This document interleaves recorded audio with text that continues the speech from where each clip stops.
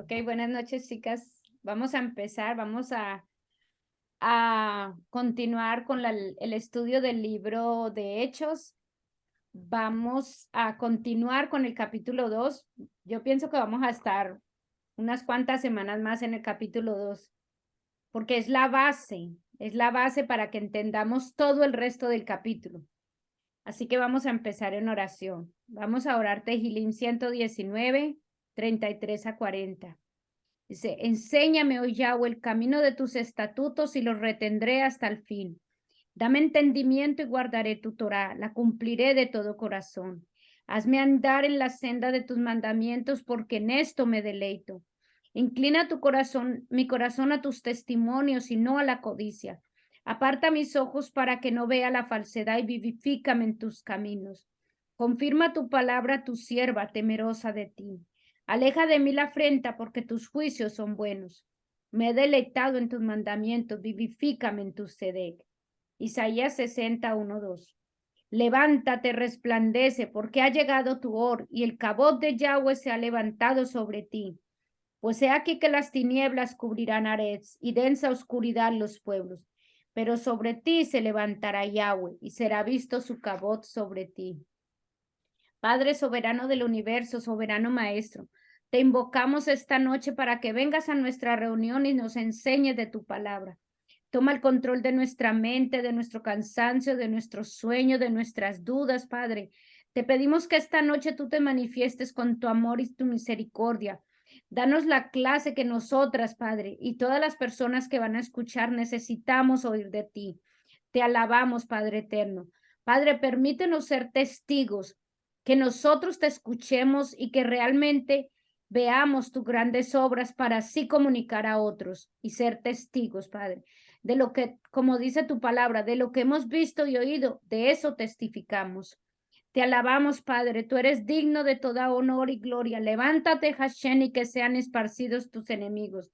Llénanos de tu gloria. Amén, amén. Ok. Bueno, la semana pasada nosotros estuvimos hablando, todavía estamos en el capítulo 2, estuvimos hablando de que Lucas cuenta la historia. El libro es escrito, el libro de Hechos es escrito por Lucas, y Lucas cuenta la historia en el contexto de lo que los judíos pensaban y creían en ese tiempo y en ese momento. Entonces, vamos a ver. En el capítulo 2 nosotros vemos que la promesa del Padre llegó y llegó en el día de Chabot. Para los judíos era una fiesta agrícola establecida por el Eterno, pero también era ellos celebraban la entrega de la Torá. Y vimos que pasó muy similar a cómo fue la entrega de la Torá. Entonces, en ese contexto, ellos vieron lo que pasó ahí. Ahora, este es el contexto para la venida del Ruach HaKodesh, que nosotros lo conocemos comúnmente como el Espíritu Santo. Esto es como recordar lo que vimos la vez pasada. Ahora, Dios, el Ruach HaKodesh. Dios es un Dios de patrones. Lo que vemos que sucede en el nuevo pacto, o sea, lo que decimos hoy en el Nuevo Testamento, ya estaba establecido en el pacto anterior, en el antiguo pacto, como nosotros lo conocemos. Y ese es el significado de Pentecostés, o ese es el significado de Chabot. Vamos a ver el contexto. En Pentecostés tenemos al Ruach HaKadosh, siendo enviado por el mediador Yeshua. En el libro, entonces ahora vamos a ver, en el libro de Números, leemos el precursor de este acontecimiento y el mediador, el primer mediador es ¿quién? Moisés. Entonces vamos a ver que con la llegada de Yeshua, el Ruach HaKodesh, estos patrones que se establecen en la Biblia, que están establecidos en la Biblia, con la llegada de Yeshua y el Ruach HaKodesh, fueron llevados a un nivel y a un significado más alto. Habían muchas cosas que eran físicas y ahora con Yeshua y el Raja Kodesh vamos a mirar que es un sentido espiritual que empieza a manifestarse y además donde vamos a ver entonces la integración de los gentiles al movimiento que el Eterno está haciendo. Entonces, vamos a ver, vamos a hacer una conexión de lo que pasó en Números 11, 24 y 25 con lo que está pasando ahorita en el libro de Hechos capítulo 2. En el libro de Números dice que, y salió Moisés y dijo al pueblo las palabras de Jehová y reunió a los 70 varones de los ancianos del pueblo y los hizo estar alrededor del tabernáculo. Ese es Hechos, el libro de Números 11, 25. Y luego dice, el Señor descendiendo en la nube habló a Moisés y compartió con los 70 ancianos el espíritu que estaba en él. Quiero que observen aquí que la palabra espíritu está en mayúscula. Generalmente cuando ustedes vean, porque la mayoría de las traducciones bíblicas no dicen Ruach HaKodesh, dice espíritu, el Espíritu Santo. Cuando en las Biblias tiene la palabra espíritu con mayúsculas se refiere al Espíritu Santo, al Espíritu del Eterno. Cuando es en minúscula, pues se refiere al espíritu de los humanos o a otro espíritu, pero no al Ruach HaKodesh. Entonces aquí dice, y compartió con los 70 ancianos el espíritu que estaba sobre él.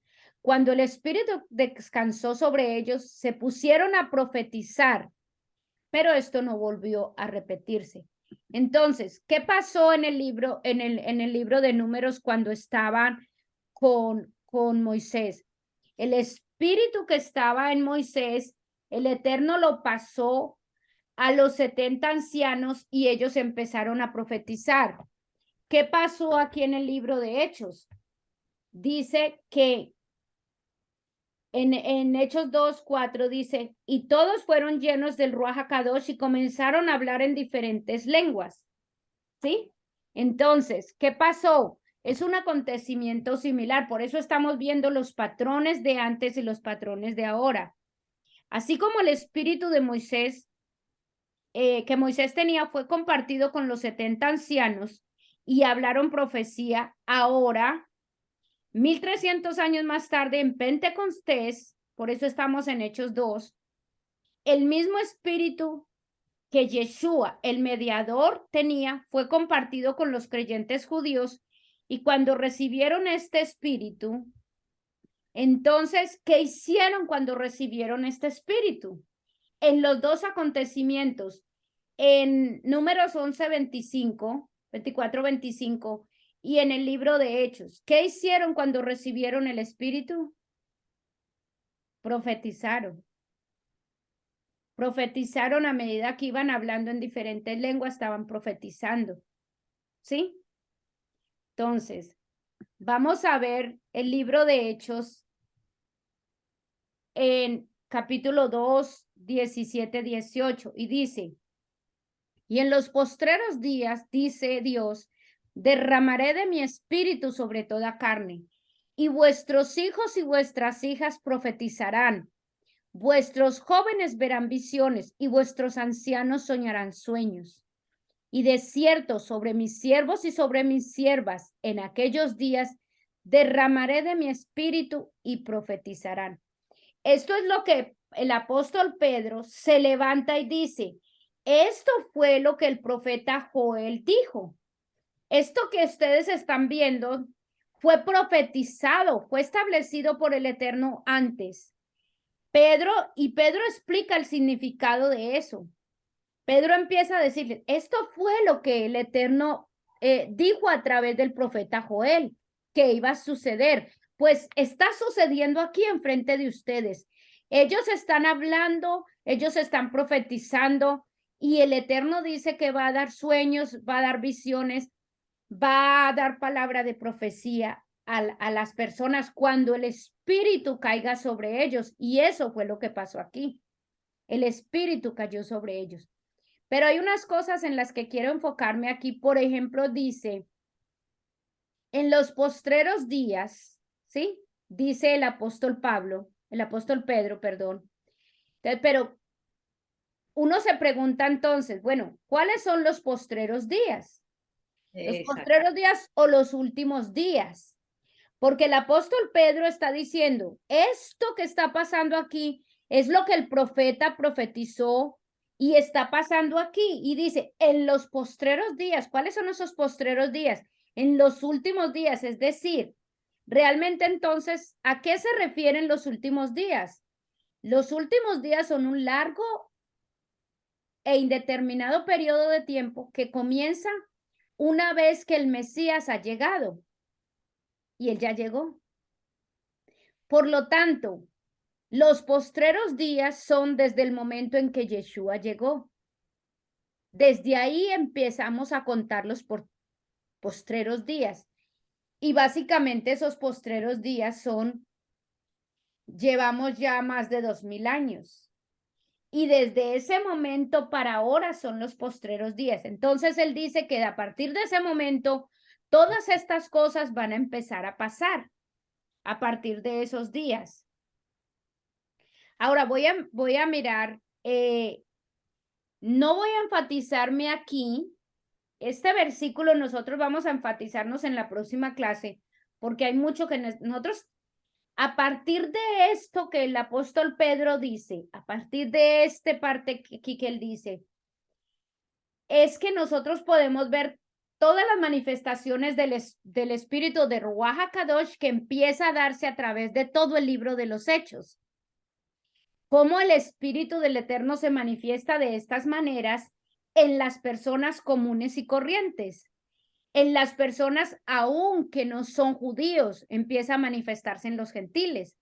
Entonces, por eso en la próxima clase vamos a enfocarnos en esto, porque ahí dice que sobre mis hijos y mis hijas, dice, vuestros hijos y vuestras hijas profetizarán, vuestros ancianos soñarán sueños, vuestros y mis siervos y mis siervas derramaré mi espíritu y profetizarán.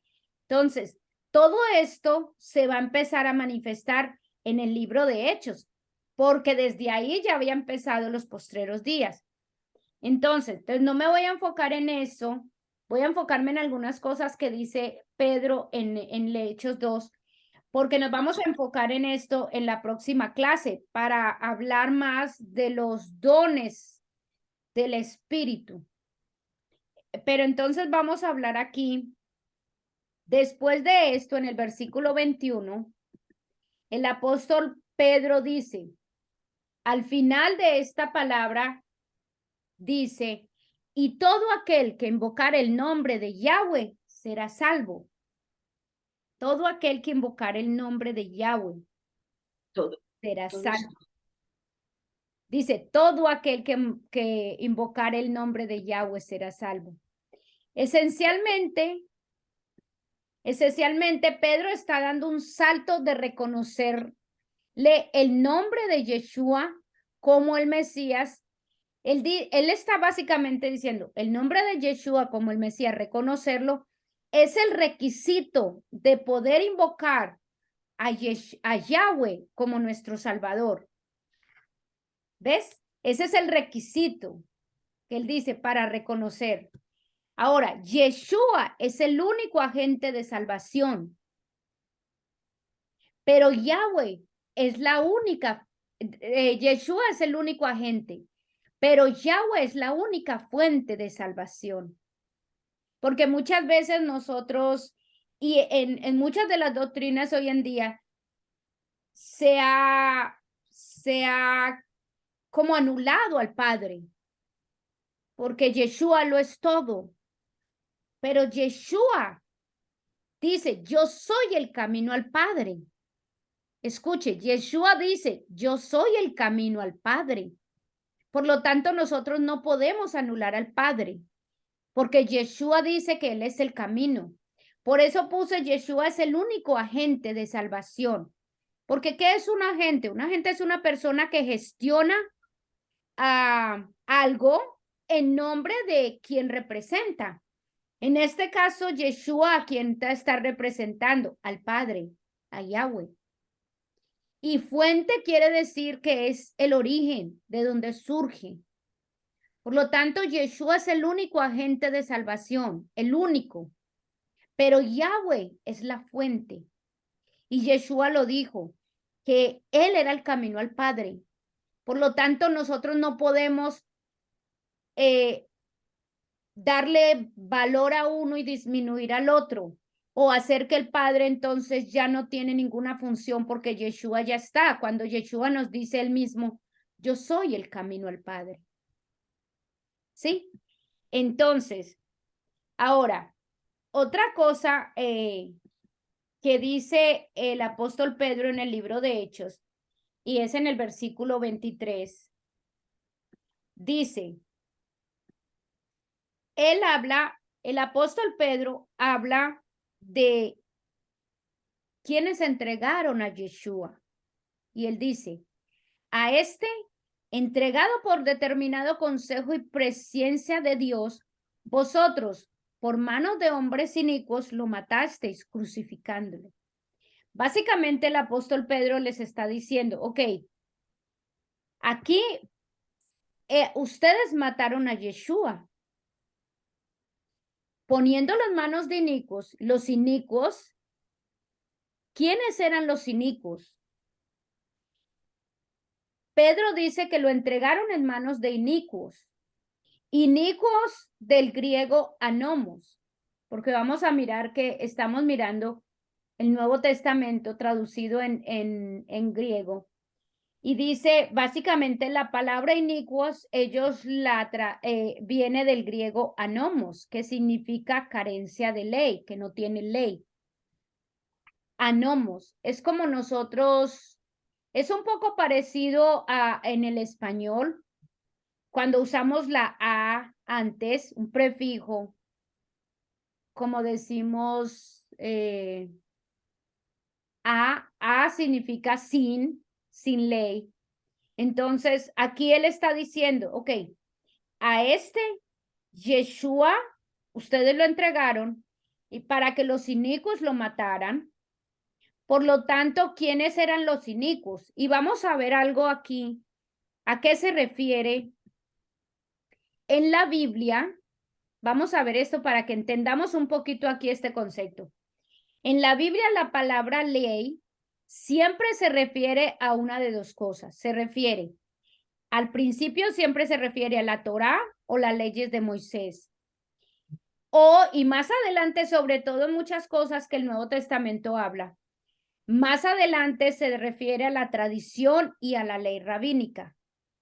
Es importante que entendamos esto porque cuando nosotros leamos la Biblia, nunca cuando habla de la ley en la Biblia se refiere a la ley del Estado romano, a la ley civil, digamos, no se refiere a la ley del gobierno estadounidense, no se refiere a ese tipo de leyes, se refiere a la ley de Dios. Siempre que usted lea en la palabra y vea la palabra ley, se refiere a la ley del Eterno o en el contexto adelante se puede referir a las leyes rabínicas, pero no a las leyes del Estado. Es importante que tengamos eso cuando en contexto claro cuando leamos la Biblia. Ahora, Pedro dice en el verso 23, dice que lo entregaron a los inicuos, ¿cierto? Mire aquí dice, lo entregaron a los inicuos. Los inicuos significa que carecen de la ley, ¿sí? Ahora, si nosotros nos pusiéramos a buscar, porque por lo que dice ahí la palabra, si nos pusiéramos a buscar los culpables de haber matado a Yeshua, pues yo pienso que pensándolo sería el principal culpable fue ¿quién? Fue Judas. Porque Judas fue, y pensemos en esto, Judas fue uno de los 12 apóstoles elegidos por el Eterno, por Yeshua. Anduvo con él los 3 años, lo vio hacer milagros, lo vio hacer señales, lo vio predicar, lo vio enseñar, lo vio sanar. Y él fue el que lo entregó. Entonces, si pusiéramos a pensar en culpables, el primer culpable sería Judas, ¿sí? Pero de hecho, hoy mismo dice que todo esto estaba determinado por el Eterno. Y de hecho, cuando usted lee los salmos, en los salmos, muchos son proféticos respecto a esto que pasó. Entonces, pero entonces, ¿quiénes mataron a Yeshua? Entonces, lo mataron los judíos, pero también los mataron quienes, vamos a ver, ¿quiénes? Ay, Se cortó la conexión, ¿cierto? sí, Sí, se se cortó congeló. un momentito y se reconectó. Está bien, sigamos. Ah, bueno, pensemos aquí, vamos a volver a mirar.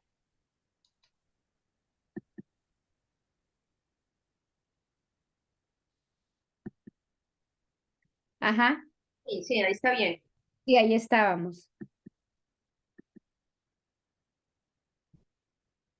¿Quién realmente llevó a Yeshua al madero y lo mató?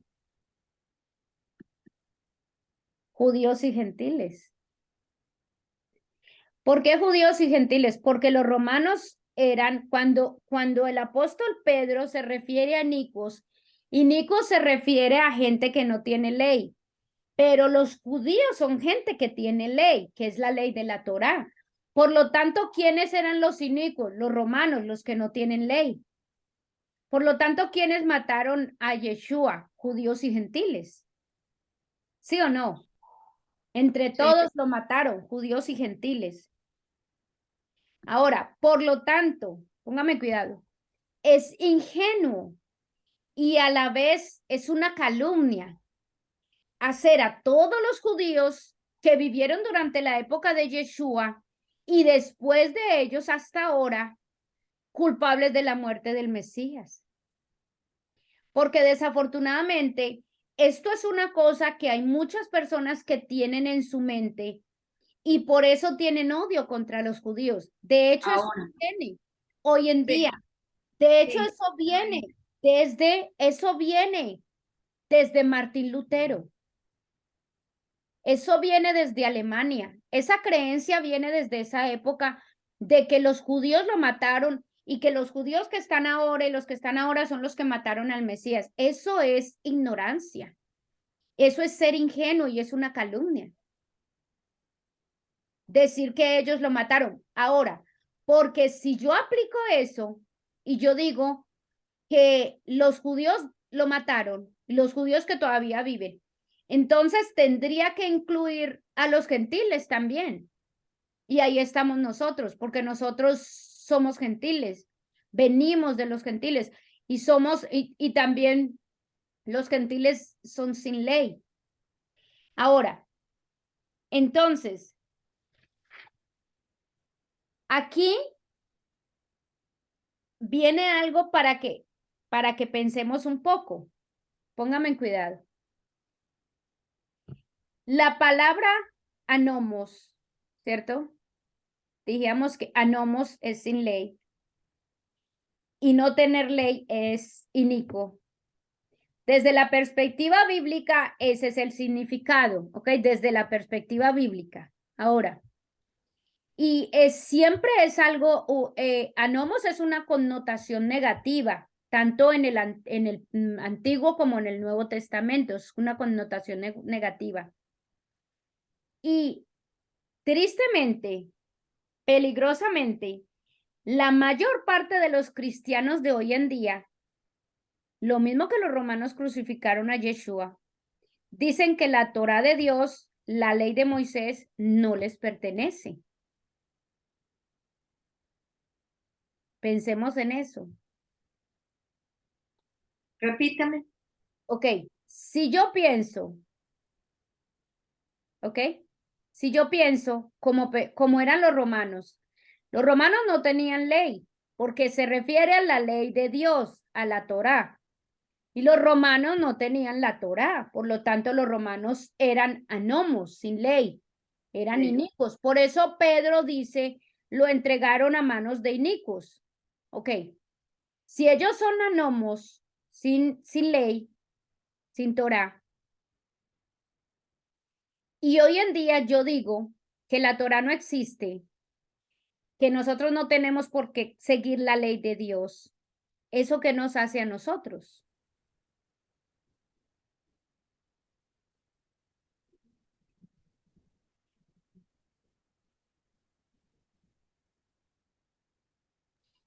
Luz, Ajá, sí te Hola. vemos, te escuchamos. ahora sí, Sí, se está cayendo. you got frozen for a little while. Sí, se está cayendo la señal otra vez. Le repito la pregunta.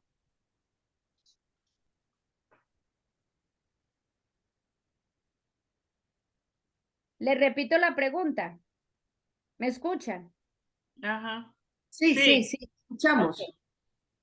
Mi pregunta es la siguiente. Los romanos, Pedro dice que lo entregaron a manos de inicuos. A manos de inicuos, los inicuos son anomos, es decir, sin ley. Obviamente se estaba refiriendo a los romanos que fueron los que lo mataron. Entonces, la pregunta es esta. La mayor parte de los cristianos hoy en día, lo mismo que los romanos que crucificaron a Yeshua, dicen que la Torá, la ley de Moisés, no les pertenece. Entonces, si yo digo eso, si yo digo que la ley de Dios, que la ley de la Torá, todo eso no aplica a mí, desde la perspectiva bíblica, ¿cómo me llamaría a mí eso?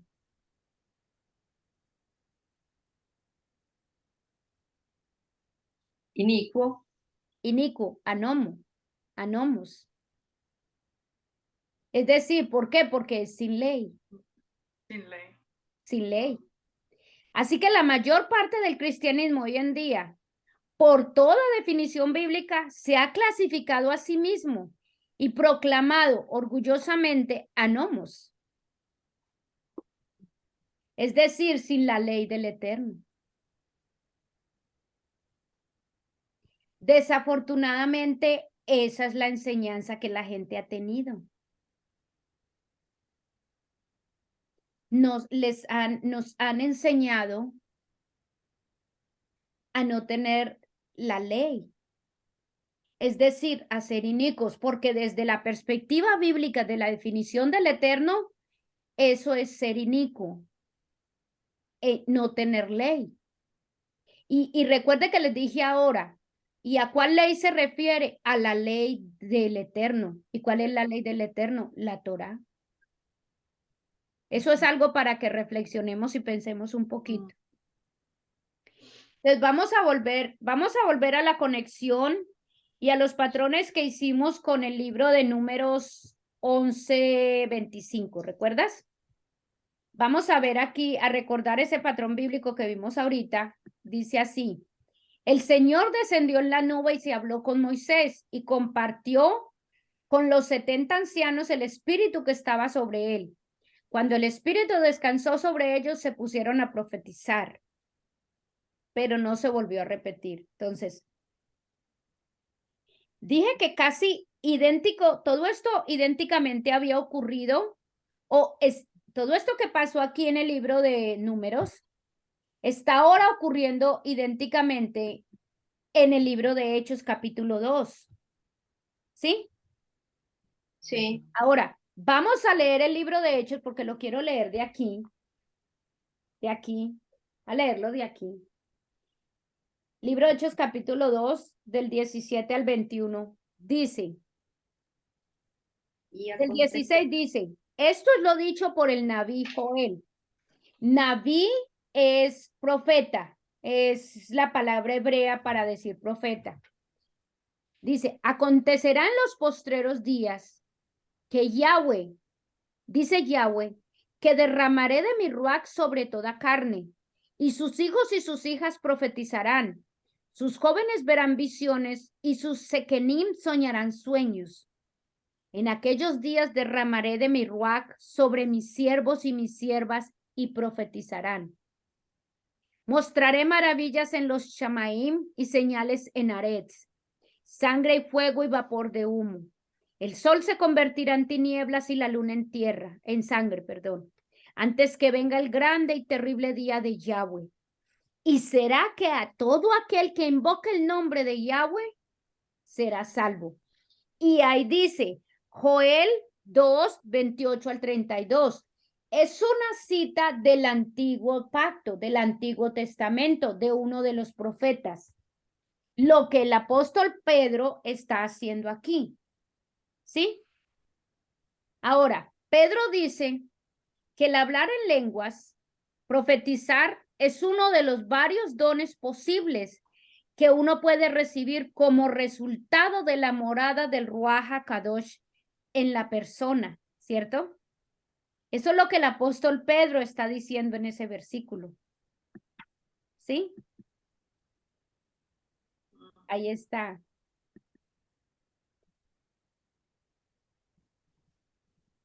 Esto es lo que el apóstol Pedro está diciendo. Que hablar en lenguas y profetizar es uno de los varios dones. Ahora, hay varias preguntas que uno empiece a hacerse. Bueno, ¿por qué el Eterno está diciendo que esto vendrá a la gente?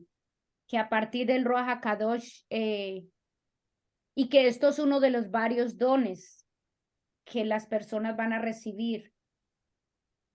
Porque es que pensemos, este es el espíritu que estaba en Yeshua. El mismo espíritu que estaba en Yeshua. Se ha manifestado aquí en el libro de Hechos, en cada una de estas personas, de todos los que estaban ahí reunidos. Y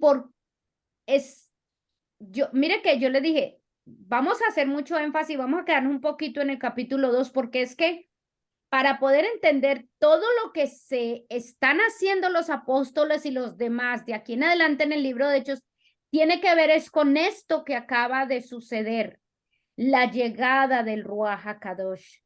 Por eso decíamos que aquí en este libro es donde se pronuncia más veces el Espíritu. Y Yeshua en el libro de Juan dice, es necesario que yo me vaya, porque cuando me vaya les mandaré al Consolador, el Espíritu de verdad que los guiará a toda verdad. ¿A quién se estaba refiriendo él? Al Ruach HaKadosh, que va a llegar, que llegó en este momento del libro de Hechos 2 fue que él llegó. Ahí fue donde empezó. Ahí es donde todo lo que nosotros los creyentes experimentamos y manifestamos, el que realmente ha recibido el Espíritu de Dios en su vida, estas cosas son las que se están manifestando. Pero ¿dónde fue que empezó por primera vez esa manifestación? Y por eso nosotros tenemos que estudiar muy bien y entender muy bien este capítulo, porque ahí vamos a ver, o sea, aquí fue donde él llegó.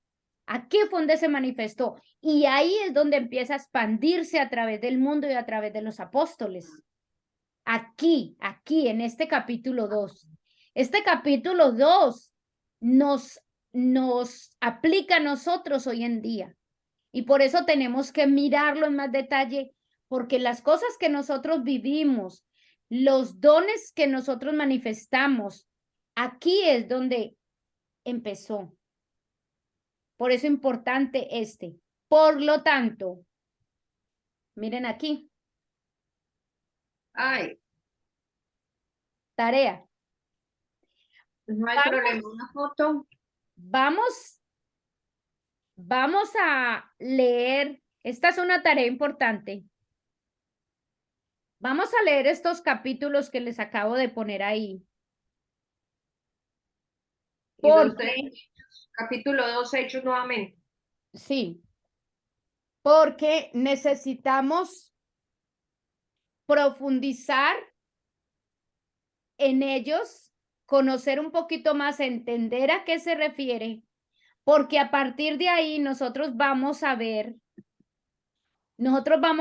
a partir de aquí, del libro de Hechos 2, vamos a empezar a ver todo esto que dice en 1 de Corintios 12 y en 1 de Corintios 14, nosotros vamos a ver esas manifestaciones en el libro de Hechos.